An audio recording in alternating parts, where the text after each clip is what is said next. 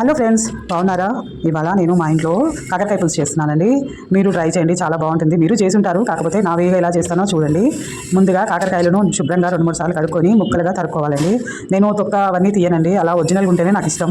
తర్వాత దాంట్లో ఉప్పు, కొంచెం పసుపు వేసి బాగా పిసుకొని కడుక్కొని కొంచెం చేతి తీసేసేయాలండి.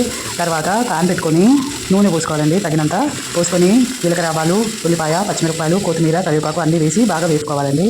వేగిన తర్వాత అల్లం వెల్లుల్లి పేస్ట్ వేసి కడుక్కున్న కాకరకాయ ముక్కలు ఉంటాయి కదండి, అవి వేసుకొని బాగా వేపుకోవాలండి. దాంట్లో పసుపు, కారం వేసి బాగా మగ్గపెట్టి నీళ్లు పోసి ఉడకనివ్వాలండి. ఒక 75% ఉడికిన తర్వాత ముందుగా నానబెట్టి పులుసు తీసుకున్న చింతపండు పులుసు పోయాలండి. పోసి బాగా మరగపెట్టుకోవాలండి. పులుసు బాగా మరిగిన తర్వాత దాంట్లో కొంచెము బెల్లం పౌడర్ వేసి మరగబెట్టి దించేసేయాలండి. చాలా బాగుంటుందండి, సింపుల్గా, ఏమీ మసాలాలు అవి లేకుండా. మీరు ట్రై చేయండి. ప్లీజ్ సబ్స్క్రైబ్ మై ఛానల్ అండి. Thanks for watching my video. Please subscribe.